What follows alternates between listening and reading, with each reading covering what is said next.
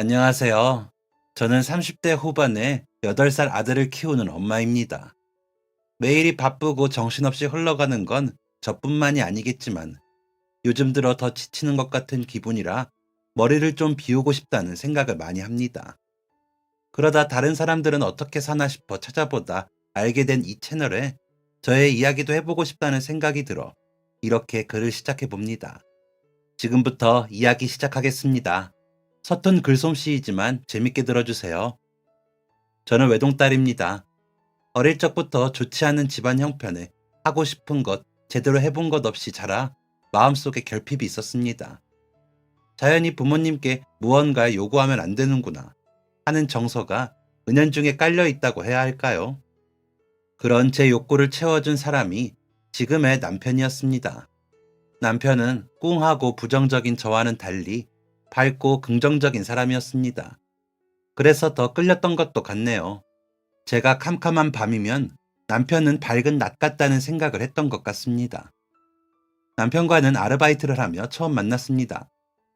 고등학교 때부터 아르바이트를 쉬어본 적이 없는 저는 당연히 20살이 되어서도 아르바이트를 해야 했습니다. 제가 졸업한 과 특성상 저녁 때까지 학교에 있어야 하는 일들이 많아 아예 야간 알바를 알아보느라 선택한 것이 24시간 영업하는 프랜차이즈 햄버거 가게였습니다. 극장 근처라 밤에도 혼잡했고 손님이 많은 곳이어서 저 말고도 아르바이트생이 많았습니다. 고등학교 때도 저는 학교를 마치고 다른 친구들 학원 다닐 때 저는 식당 서빙 아르바이트를 하러 가야 했습니다. 그때는 그게 너무 싫어서 도망치고 싶기도 했죠. 친구들에게도 창피했고요. 하지만 제 용돈을 제가 벌지 않으면 부모님이 제 용돈을 챙겨주실 수 없는 상황인 걸 알기에 괜찮은 척 했습니다. 친구들에게도 내가 애냐? 내 용돈 내가 벌어서 눈치 안 보고 내 멋대로 다 쓰니까 편해. 라며 허세 섞인 말들을 하기도 했고요. 하지만 용돈을 받고 부모님이 사주시는 옷을 입는 아이들보다 제 차림은 더 볼품 없었고 어느 것 하나 풍족하게 가지고 있는 물건들도 없었습니다. 대학에 들어가 보니 돈은 더 부족했고 다른 친구들처럼 놀아보지도 못하고 숨가쁘고 바쁘게 살았지만 무엇 하나 제대로 가진 게 없었습니다. 하다못해 제 방도요. 있는 줄도 모르겠던 거실은 가족들이 모일 수 있는 공간이 아니었기에 제 방은 거실이자 식사를 하는 다이닝 룸이었거든요. 부모님 방에는 장롱과 다른 집안 살림들이 들어차 있어 앉을 곳이 없었고요. 아빠가 허리가 아파 침대 없이 생활을 못하셨기에 침대까지 있는 방은 정말 발 디딜 틈이 없었습니다. 그러다 보니 자연스레 그렇게 지냈는데 문제는 손님이 오시거나 제가 울적한 기분이 들어 혼자 있고 싶은 그런 날에도 숨어들 공간이 없다는 것이었습니다. 그럴 때는 정말 온몸의 피가 끈덕해지고 무거워지는 것 같은 기분에 더 깊이 가라앉고는 했거든요. 그런 환경에서 제가 할 수 있는 건 그저 제 자리에서 최선을 다하는 것뿐이었습니다. 결과에 대한 기대도 없이 이거라도 하지 않으면 더 절망적이니까 할 수밖에 없었던 거죠. 어릴 때부터 저희 집이 이런 상황이었던 건 아니었습니다.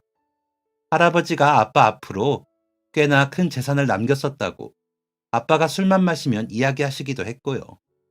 그런데 아빠와 가장 친하다는 친구와 함께 한 사업이 크게 망해 빚을 지고 집도 급격히 사정이 어려워졌다고 하더라고요.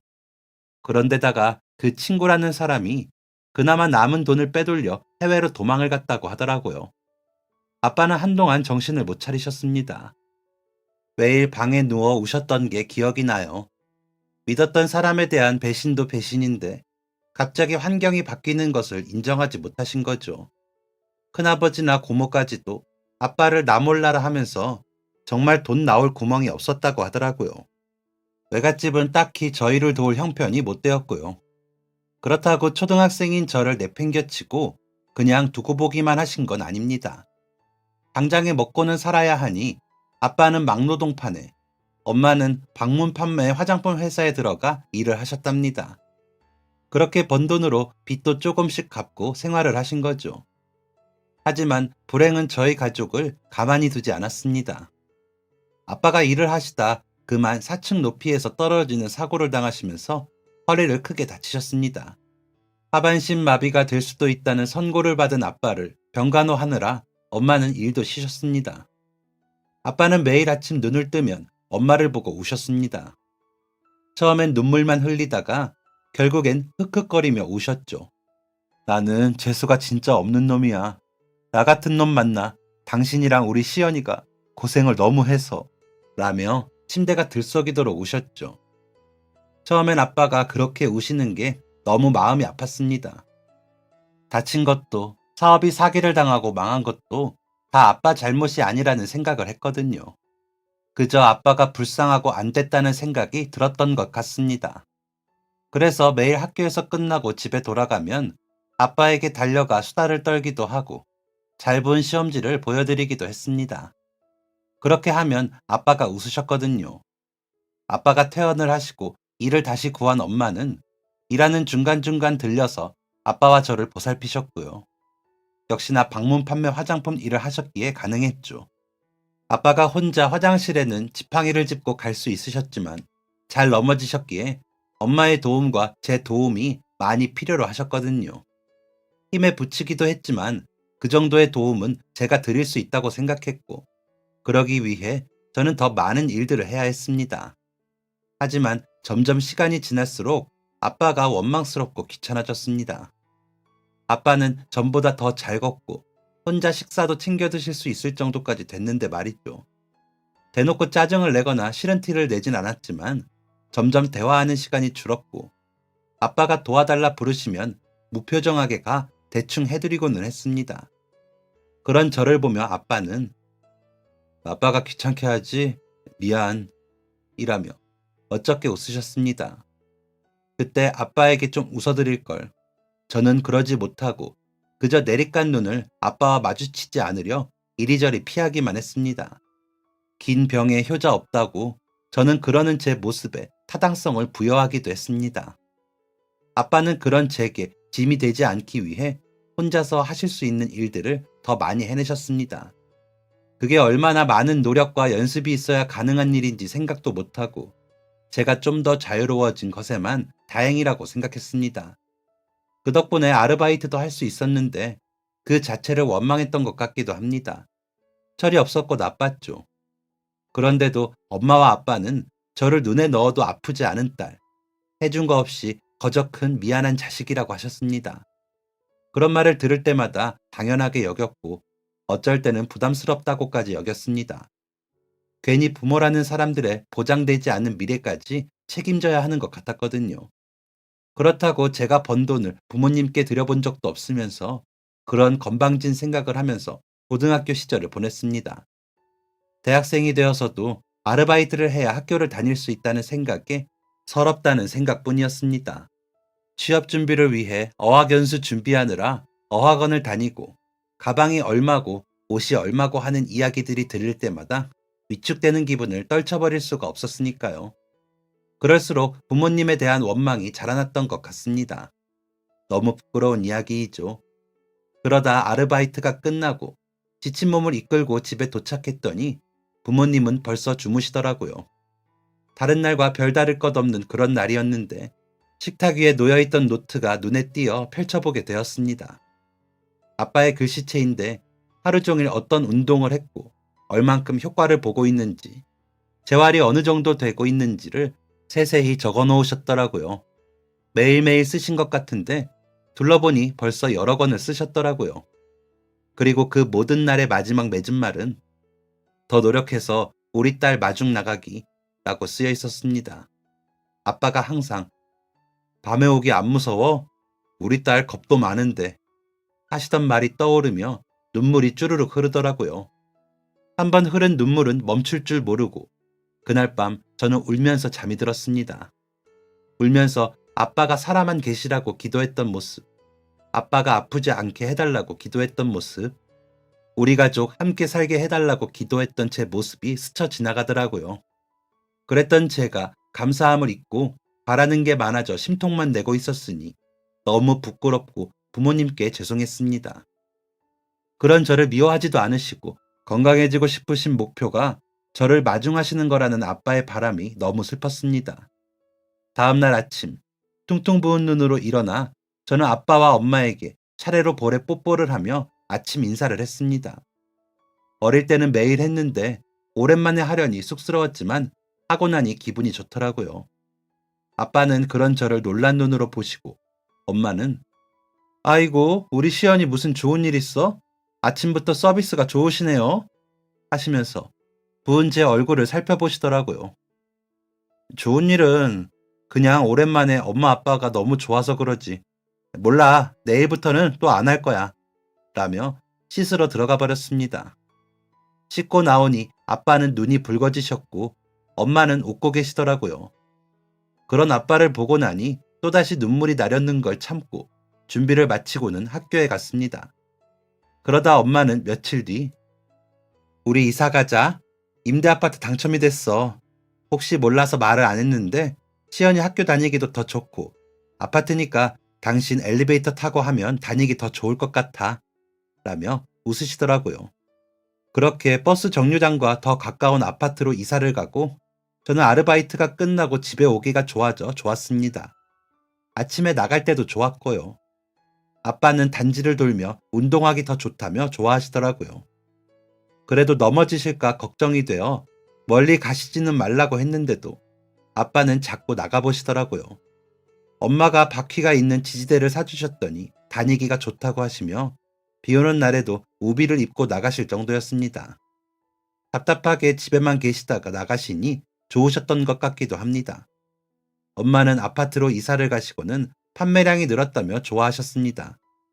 상가의 상인들 중에도 손님이 있으시고 부녀회 회장님과도 잘 사귀어 고객들이 늘었다고요. 그렇게 조금씩 좋아지고 있는 상황들에 엄마는 나는 요즘만 같으면 좋겠어. 너무 감사하지 않니? 엄마는 그래. 라며 웃으셨습니다. 하지만 저는 조금 나아진 거지 뭐가 감사할 일인가 싶어 웃기만 했습니다. 불쑥불쑥 제 처지를 비관하는 마음 때문에 힘겨웠고 친구들의 호의도 받아들이기 힘들었거든요. 한 번은 친구들이 항상 모임에 제가 빠지니 제가 일하고 있는 프랜차이즈 햄버거집으로 놀러 왔습니다. 그렇게라도 해야 제 얼굴을 보겠다면서 말이죠. 저는 그날 이후 그 친구들과 다시는 연락을 주고받지 않았습니다. 왜냐고요? 그 친구들은 자기들은 놀면서 웃는 모습들이 일하는 저를 깔보는 것처럼 보이더라고요. 굳이 제가 일하는데 찾아와서 저희들끼리 웃고 노는 모습들이 보기 싫더라고요. 그 정도로 제 마음이 꼬이고 꼬인 거죠. 하지만 그때 저는 날 비웃으며 친구라는 이름으로 포장하고 다가오는 저런 애들과는 인연을 끊는 게 맞아. 라며 제 못난 꼬인 마음을 포장하고 마음의 문을 닫았습니다. 친구들은 연락에 응하지 않는 제게 무슨 일이냐 물었지만 저는 끝끝내 대답해주지 않았습니다. 그저 아무 대답을 하지 않는 것으로 제 마음을 표현했죠. 그러다 한 친구가 저를 찾아와 야 황시연 너가 그렇게 잘났냐? 애들이 너 눈치 보느라 그렇게 전전긍긍 하는데 너는 끝까지 너 멋대로야. 라며 화를 내는데도 저는 대답도 않고 상대하지 않았습니다. 한참을 노려보다가 친구가 가버린 후에도 저는 인상을 쓰고 일만 했습니다. 그때 같은 타임에 일하던 오빠가 시현 씨가 친구들한테 인기가 되게 많나 봐요.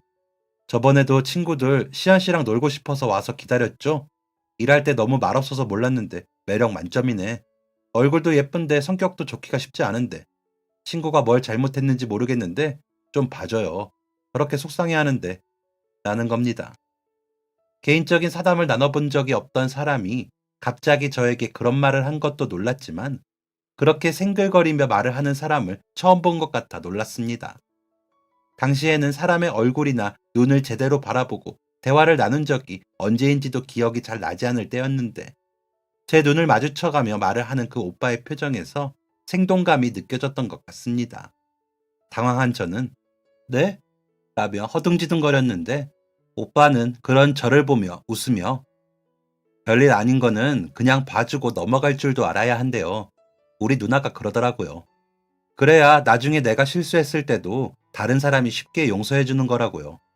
마음이라는 건 서로 주고받는 거지 일방적일 수가 없어서 받기만 하는 관계는 없다고요.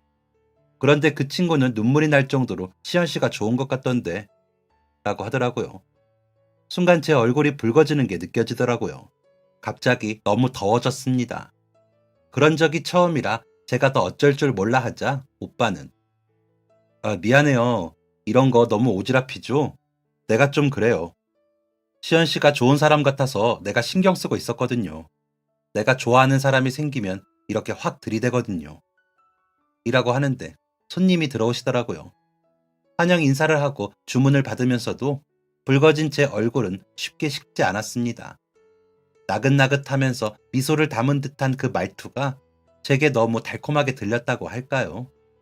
그날부터 그 오빠가 신경이 쓰이고 자려고 누우면 그 오빠와 같이 있던 순간이 떠오르고 하더라고요. 그때는 제대로 된 제 방이 있었기에 망정이지. 안 그랬으면 뒤척거리며 오빠 생각을 하는 걸 엄마 아빠께 다 들킬 뻔했습니다. 그 정도로 오빠에 대한 감정은 커졌죠. 하지만 저는 오빠에게 그 마음을 들킬 수 없었습니다. 제 형편에 연애를 할 수도 없었고 오빠처럼 밝은 사람이 저처럼 어두운 사람을 좋아할 리 없다고 생각했으니까요. 저도 제가 좋지 않았는데 저를 좋아하는 사람이 있을 리가 없다고 단정 지어버렸거든요. 그래서 오빠를 향한 그 마음을 접기 위해 애를 썼습니다. 그러다 보니 마음이 힘들어졌고 그러던 찰나에 방학이 다가왔습니다. 저는 다른 아르바이트를 시작한다는 핑계를 대고 아르바이트를 그만두어야겠다는 생각을 했습니다. 아르바이트를 그만두고 오빠를 만나지 않으면 금방 괜찮아질 거라고 제 마음을 다독이면서요. 그런데 그런 제 결심은 아무 소용이 없는 거더라고요. 오빠가 혹시 방학 때 따로 하는 거 있어요? 괜찮으면 나랑 같이 스터디 안 다닐래요? 내가 영어를 진짜 못하거든요. 그래서 모임에 들어가려고 알아보는데 자리가 두 자리 났다고 해서 시안 씨 생각이 났어요. 일하느라 학기 중에 나처럼 못했을 것 같아서 라며 밝게 웃는데 저는 그만 어쩔 줄을 모르겠더라고요. 오빠도 좋고 스터디도 좋은데 좋아하면 안 될 것 같은 생각이 드니 몸과 마음이 분리되는 기분이었다고 할까요? 그런 제 마음을 아는지 모르는지 오빠는 제 앞에서 계속 생글거리는데 뭐라고 답해야 할지 몰라 언제까지 답 드리면 돼요? 라고 물어봤습니다. 별로냐고 할 만도 한데 오빠는 내일까지 연락 주기로 했는데 너무 갑작스럽긴 하죠. 난 같이 스터디 갔다가 같이 일하러 오면 되니까 너무 좋겠다 했거든요. 그냥 같이 해요. 라고 답을 하더라고요. 그런 오빠를 보자니 차마 거절을 하지 못하겠어서 저도 모르게 고개를 끄덕이며 할게요. 참가비는 어떻게 돼요? 하고 물었습니다. 오빠는 처음에 10,000원씩 내면 된대요. 여기 도서관 세미나룸에서 하는데 모일 때 음료비라고 하더라고요. 도서관에서 형성된 스터디 모임이라 나이대도 다양할 거예요. 8명이 총 인원이고요. 내가 요즘 복학하기 전에 도서관 다니거든요. 같이 가줘서 고마워요. 고마우니까 참가비는 내가 내줄게요. 모임은 일주일에 2번이고 시간은 오후 2시부터 4시까지 라며 웃었습니다. 아르바이트를 더 할 수 있는 시간을 뺏겨 아쉽기는 했지만 그보다 오빠의 웃는 얼굴을 보는 게 더 기분이 좋았습니다. 아르바이트를 하는 대신 그 시간을 영어 공부하는 시간으로 채우게 생겼는데도 좋더라고요. 일부러 학원도 다니는데 그 정도는 오히려 돈을 아끼는 거라고 생각도 들었고요. 그런 마음은 순전히 오빠 때문이었습니다. 그렇게 제가 저를 위해 시간을 써야겠다고 생각하며 기분이 좋아진 건 말이죠. 생각했던 것보다 여유로운 방학을 맞게 되어 몸과 마음이 좀 느슨해지고 나니 방도 정리하게 되더라고요. 지저분한 옷들도 버리고 고등학교 때 보던 교재들도 버리며 비우고 나니 방이 더 넓어지더라고요. 이사한다면서 한다고 한 것 같은데 쌓여있던 쓰레기들이 그렇게 많은 줄 그때야 알았습니다. 그러다 어릴 적 앨범이 나와 펼쳐보았는데 제가 이런 표정이 있었나 싶게 환하게 웃고 있더라고요. 아빠와 함께, 엄마와 함께 뭐가 그리 즐거웠는지 그렇게 좋아서 어쩔 줄 모르겠다는 표정으로 웃고 있더라고요. 생각해보면 저는 잘 웃는 아이였었는데 그 웃음을 잃고 살았더라고요.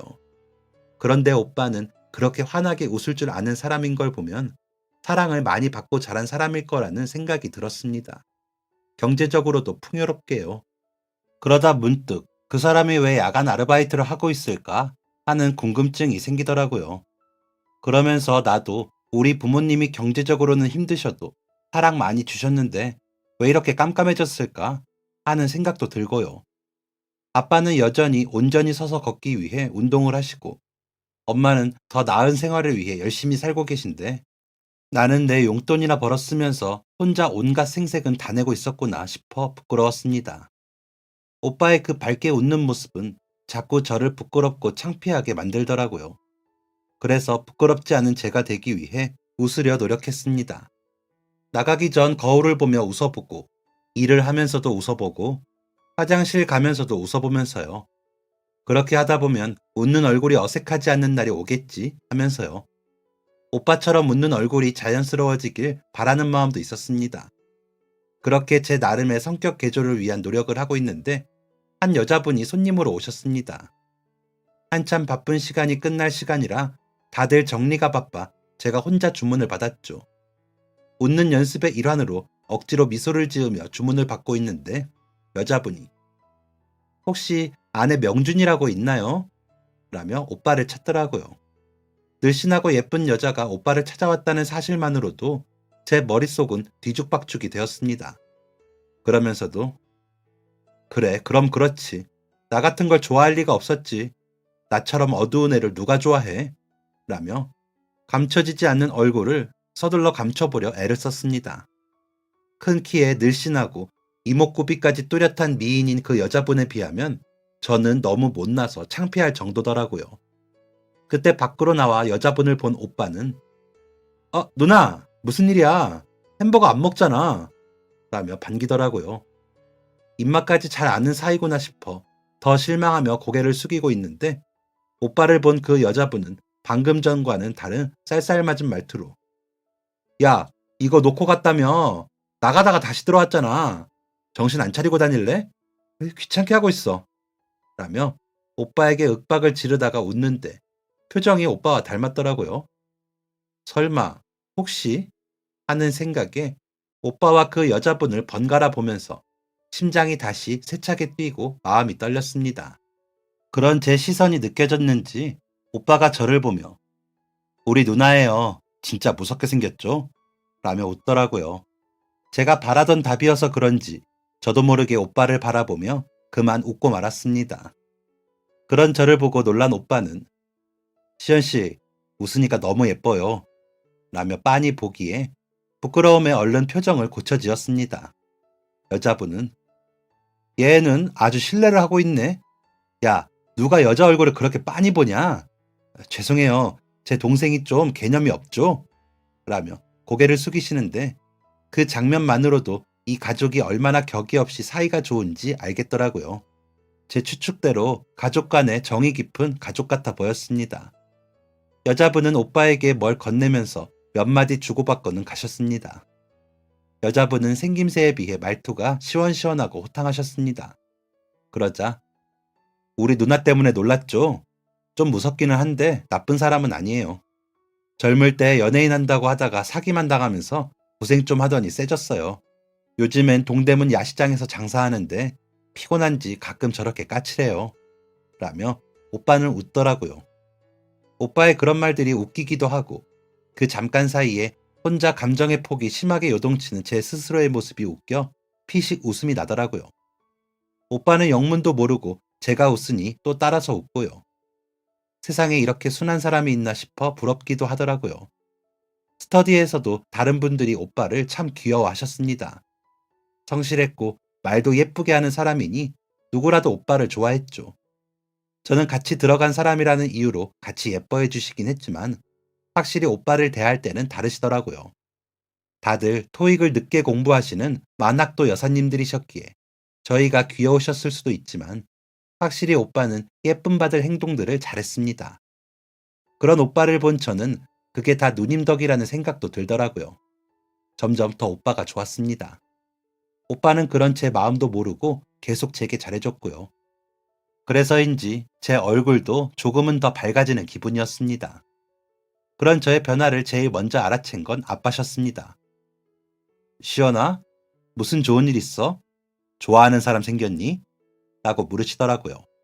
그래서 아니야, 내가 그런 게 어디 있어 하고 말았지만 오빠를 좋아하는 제 마음은 점점 커지고 있었습니다.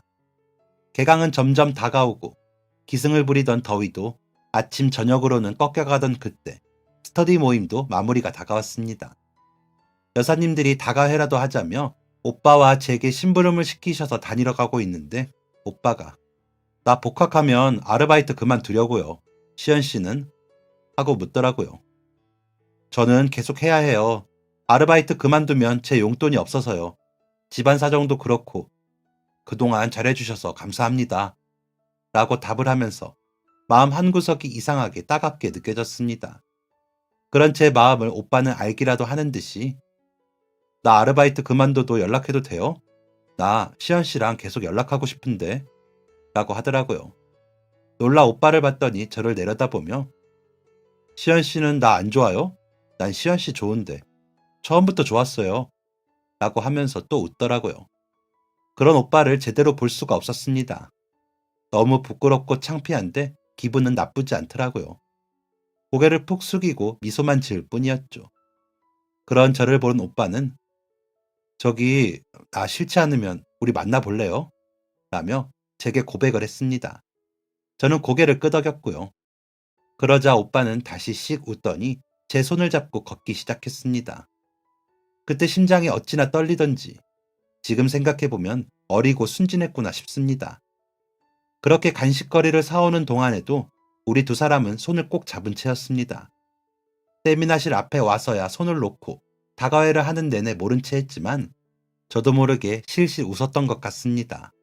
개강을 하고 나서 오빠는 정말 아르바이트를 그만두었습니다. 다시 학교에 아르바이트를 하느라 저도 정신이 없었죠.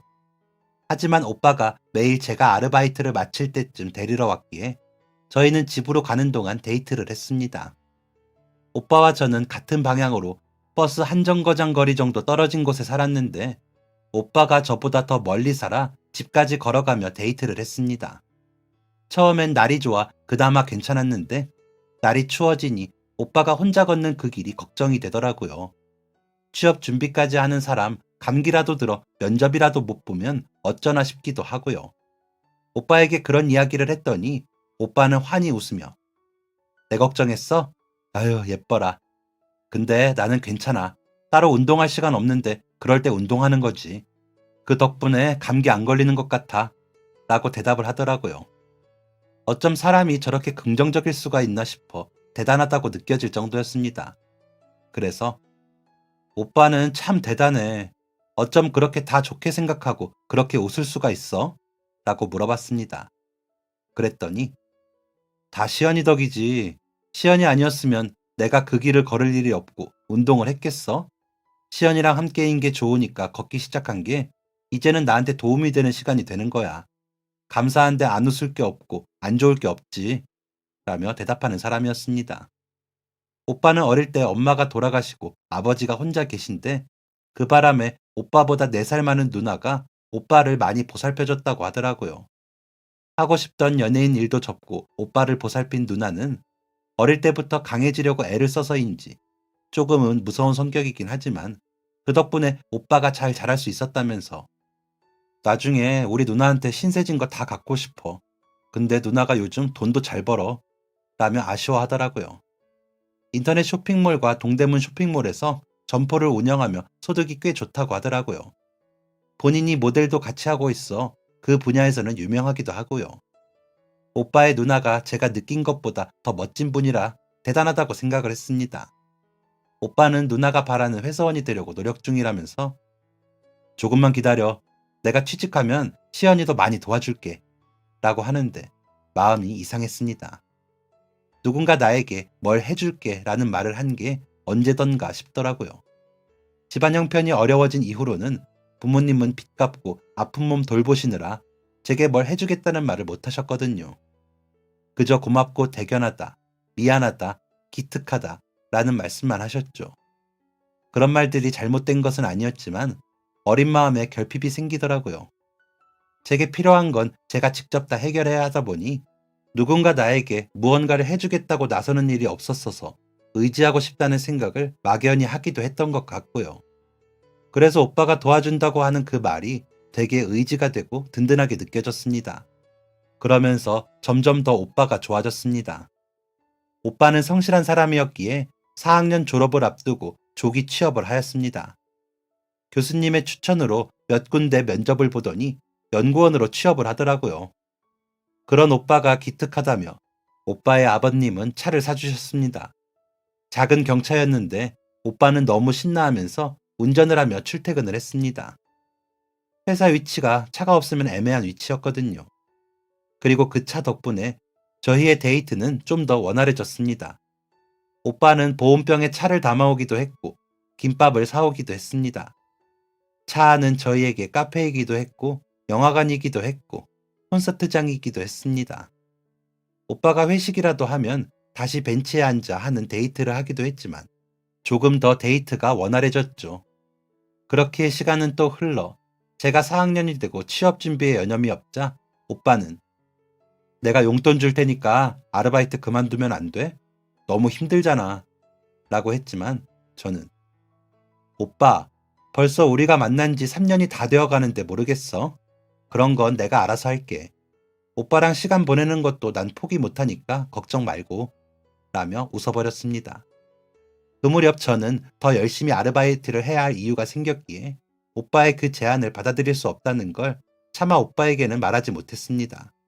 엄마가 방문 판매하시던 화장품을 아파트 상가에 점포를 내고 싶어 하셨는데 돈이 좀 모자라 저에게 물어보시더라고요. 하지만 저는 졸업과 동시에 갚아야 할 학자금 대출이 있었기에 모은 돈을 드릴 수가 없었습니다. 만약에 취업을 못할 경우를 대비해야 했으니까요. 엄마는 아휴, 엄마가 괜히 욕심이 나서 이상한 소리를 했다. 미안해, 신경 쓰지 마. 라고 하셨지만 취업을 하기만 하면 대출이라도 받아서 드리고 싶었습니다. 엄마도 나이가 드시고 계셨고 돌아다니면서 하시는 것보다 한 군데 정착하시는 게 덜 힘드실 것 같았거든요. 아빠와 더 가까이 계시면 마음이 놓이실 거고요. 그런데도 방법이 없다 보니 아르바이트 꾸준히 하면서 한 푼이라도 더 모아야 했습니다. 그러다 엄마가 보시던 점포에 다른 사람이 화장품 가게를 낸다고 했는지 오빠를 만나고 있는데 술을 드시고 저에게 전화를 하셨더라고요. 딸, 엄마가 너무 무능력해서 미안해. 라고 우시는 소리를 오빠가 들었나 봐요. 차가 달리는 중이라 어쩔 수 없이 받았거든요. 무슨 일이냐 묻기에 상황에 대해 답을 하고는 어쩔 수 없지. 다음에 다른 자리 알아보셔야지. 라고 답을 하고는 집으로 돌아왔습니다. 그리고 다음날 오후에 모르는 번호로 전화가 와 받아보니 시연씨, 나 명준이 누나예요. 통화 괜찮아요? 라고 하시더라고요. 놀라기도 하고 무슨 일인가 싶어 네, 안녕하세요. 무슨 일로? 라고 했더니 명준이한테 얘기 들었어요. 어머님이 필요하신 돈이 얼마예요? 괜찮으면 내가 투자하고 싶은데 사실 내가 우리 쇼핑몰에 기초라인만 화장품을 넣어볼까 하고 개발 중이거든요. 그런데 오프라인 판매를 직접 하는 게 어려워서 방법을 찾고 있다가 시연씨 어머님 이야기를 들은 거예요. 그래서 내가 투자를 하고 판매 라인을 좀 만들어 보고 싶은데 어머님하고 좀 만날 수 있을까? 라며 말을 하시더라고요. 저야 그런 분야를 모르니 어떨지 모르겠지만 누님의 말대로라면 엄마가 일방적으로 신세만 지는 것 같지는 않아 엄마의 연락처를 알려드렸습니다. 얼마 뒤 엄마에게서 전화가 오더라고요.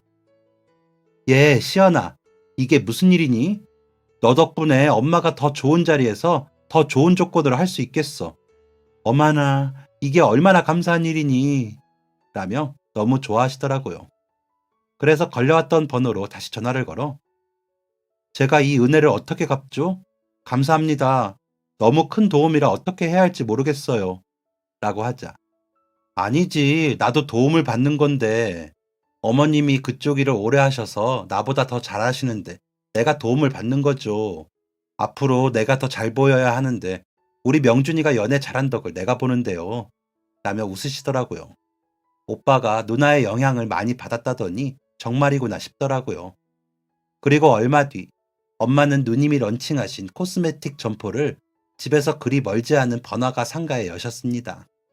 직영이라 점주님이라는 직함을 달고 시작하셨죠. 백화점처럼 시연을 할 수 있는 공간도 마련해 일주일에 두 분의 고객에게 기초부터 메이크업까지 해드리는 시연 서비스를 하다 보니 반응이 좋았습니다. 누님의 일도 엄마의 일도 잘 되다 보니 오빠와 저의 연애는 더 순탄해졌습니다. 저까지 취업에 성공하고 나서는 조금은 더 여유로워진 데이트도 하면서요. 오빠는 가끔 우리가 결혼하면 이라며 결혼 이야기를 꺼내고는 했습니다. 하지만 가게가 잘 되면서 이사를 간 집 대출금을 엄마와 함께 갚고 있기도 했고 제 학자금이라도 다 갚고 시작하고 싶어 저는 나는 좀 늦게 결혼할 거야. 어떻게 졸업하고 취업한 회사인데 좀 집중하고 싶어 라며 핑계를 댔습니다. 솔직히 오빠와의 결혼은 누구보다 제가 바라는 일이었지만 아빠도 지팡이 짚고 걸으시고 돈도 좀 더 모일 때까지 버텨야 했습니다. 그런 제게 타박이라도 할 법했지만 오빠는 그래 그러자 하면서 웃기만 했습니다. 엄마의 가게는 잘 됐습니다. 젊은 사람들도 많고 기존의 엄마의 방문 판매 손님들도 꾸준히 오셨고요. 누님의 제품이 좋았기 때문에 가능한 일이기는 했지만 엄마의 수완도 만만치 않다고 하더라고요. 백화점에도 입점 대기를 걸었다는 소식이 들려 잘 됐다는 생각을 하고 있었습니다. 그렇기에 조금만 더 노력하면 모두가 편해질 거라고 믿었습니다. 하지만 참 얄궂은 게 사람 사는 일이라고 퇴근 시간이 얼마 남지 않았을 때였습니다. 엄마에게 전화가 와, 응, 나 곧 퇴근이야. 내가 끝나고 전화라고 말하고 있는데, 시연아, 큰일 났어. 너희 아빠가 하며 우시는 엄마의 목소리가 들려왔습니다. 아빠가 엄마 매장에 들렸다가 집으로 돌아가시면서 후진하던 택배 차량에 치이셔서 병원으로 이송되셨다는 겁니다. 엄마와 전화를 끊자마자 부장님께 말씀을 드리고 택시를 잡았다고 병원으로 가면서 저는 다시 한번 기도했습니다. 제발 저희 아빠 이번에도 살려주시라고요. 아빠 손잡고 결혼식하게 해달라고요. 간절히 기도하면서 도착한 병원에는 엄마의 울음소리만 울리고 있었습니다. 아빠는 온몸이 상처투성이가 되어 누워 계셨고요. 전날 저녁에 명준이 놀러오라 그래. 아빠랑 바둑이나 두자고. 이번엔 내가 이겨야지. 하시면서 웃으시던 그 모습이 눈에 선한데 눈을 감고 아무리 불러도 일어나지 못하시는 모습은 낯설고 이상했습니다. 아빠 일어나. 오빠 불러올게. 바둑 두자. 라며 아빠를 불러봤지만 아빠는 끝끝내 눈을 뜨지 못하셨습니다. 아빠의 장례식 내내 엄마는 쓰러지셨다가 다시 일어나셨다가 다시 쓰러지셨습니다. 그런 엄마를 챙기고 장례 절차를 밟느라 정신이 없던 저는 장례식이 끝나고 아빠를 납골당에 모시고 엄마와 집으로 돌아와 죽은 것처럼 잤던 것 같습니다. 수면제라도 먹은 것처럼 자다가 눈을 뜨면 곳곳에 설치해놓은 손잡이들이 눈에 들어와 눈물이 났습니다. 임대 아파트에서 이사를 하면서 엄마와 제가 가장 신경 쓴 인테리어는 아빠가 잡고 걸을 수 있는 손잡이였습니다. 그렇게 해두면 아빠가 벽을 따라 걷기가 훨씬 수월할 테니까요. 이제 자가주택이라 이런 거 해도 돼. 라며 아빠를 보고 환히 웃던 엄마의 얼굴과 그런 엄마를 보며 기뻐하셨던 아빠의 얼굴이 다 떠올라 눈물이 나더라고요. 엄마는 저보다 더 못 일어나셨습니다. 그러다 우시고 또 주무시고 또 일어나셨습니다. 그러고 있는데 오빠가 죽을 사왔더라고요. 아무래도 식사가 힘들 것 같아서 라는데 오빠도 눈이 뻘개져 있었습니다. 그 마음이 전해져 고맙더라고요. 엄마는 한동안 가게에 못 나가시더니 이제 그만하려고 좀 쉬다가 다른 일 할까 해 라며 가게를 내놓으셨다고 하더라고요. 다행히 그대로 받아서 하겠다는 사람이 나타나 권리금까지 받아 누님에게 갚고도 돈이 남았다고 하더라고요. 엄마는 그 돈으로 남은 대출을 갚으셨다고 하셨습니다.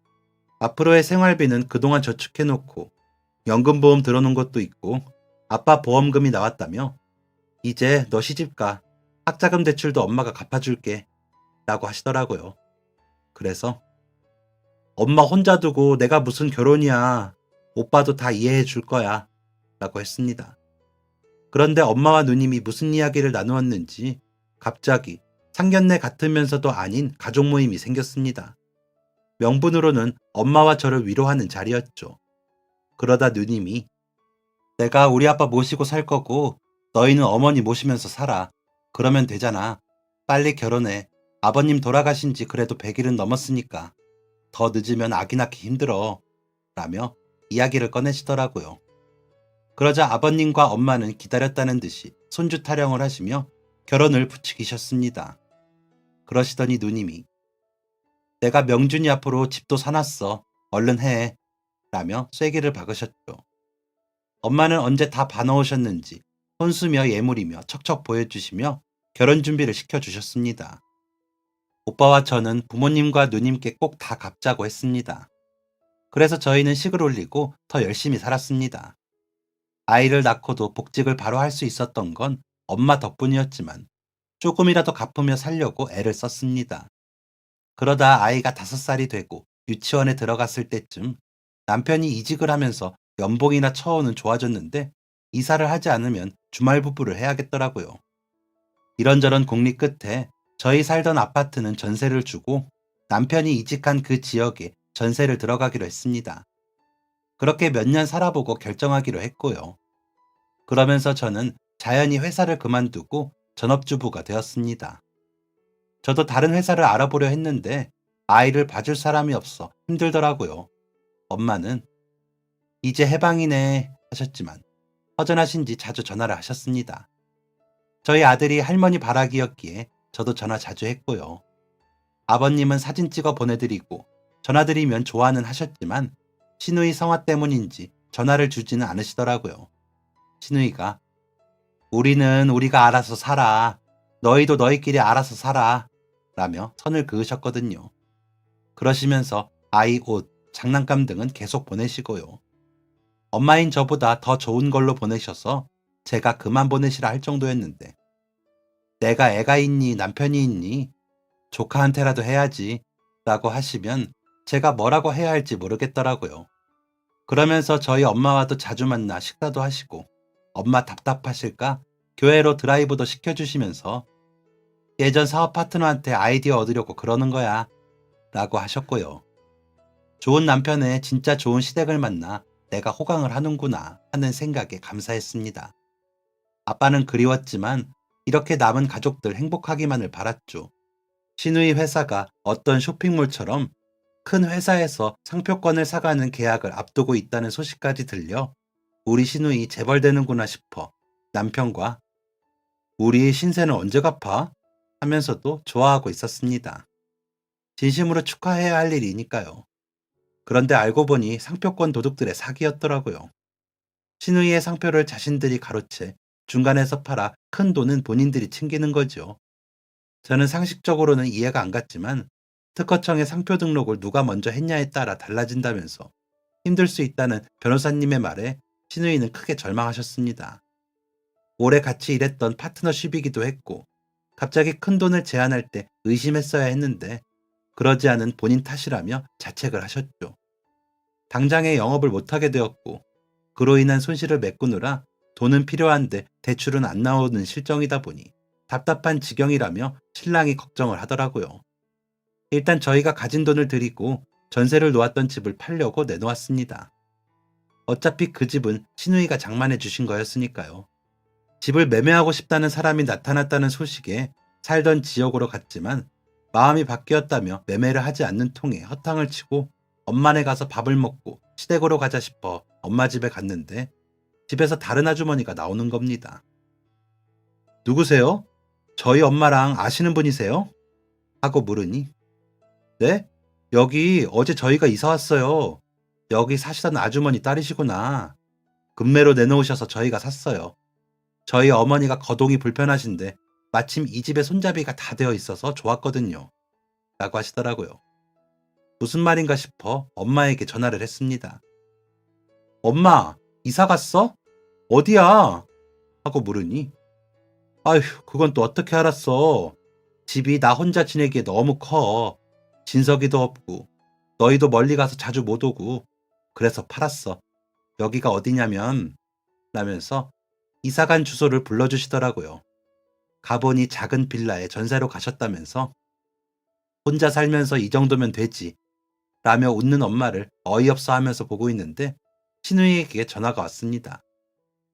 올케 혹시 어머니랑 연락돼? 라는 목소리에서 다급함이 느껴지더라고요. 지금 엄마네 집에 와 있어요. 형님, 무슨 일이세요? 라고 하자 시누이는 흑흑거리며 울기만 하시더라고요. 엄마는 제 눈치만 보시고요. 시누이가 겨우 눈물을 멈추고 하는 말에 저는 놀라고 말았습니다. 엄마가 집을 옮기시면서 남은 차액을 시누이에게 붙이셨대요. 그러시고는 진석이 고모, 얼른 회복해서 우리 또 매장해요. 라고 메시지를 보내셨나 봐요.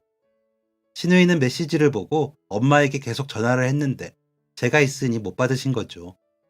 제가 일단 알겠다고 하고 전화를 끊으니 그제야 진석이 고모 아니었으면 우리가 그 집을 어떻게 사고 너희 아빠가 어떻게 편하게 지내셨겠니? 너랑 진석이도 예뻐해주고 나도 잘 챙겨주는 사람이니까 이번 기회에 나도 돕고 싶었어. 너한테 나는 해준 게 없는데 진석이 고모는 다 해주는 사람이잖아. 라고 말씀하시며 눈물을 닦으시더라고요. 그런 엄마를 보며 저도 눈물이 났습니다. 이렇게 사랑을 받기만 해도 되나 싶고 서로를 위하는 진심이 느껴져서요. 남편에게도 시누이가 말을 전했는지 우리가 먼저 갚으려고 했는데 어머님이 먼저 베풀어 주셔서 어쩌지? 우린 매번 이렇게 신세만 진다 하면서 웃더라고요.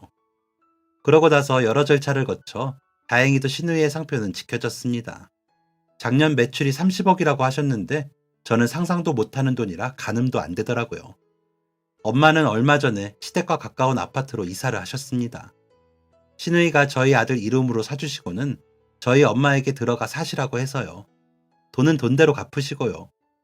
엄마는 남는 장사라며 그 돈을 시누이 회사에 투자금으로 넣고 싶다고 하셨는데 안 받으신 것 같아요. 저는 그런 건 잘 몰라서 모르겠더라고요.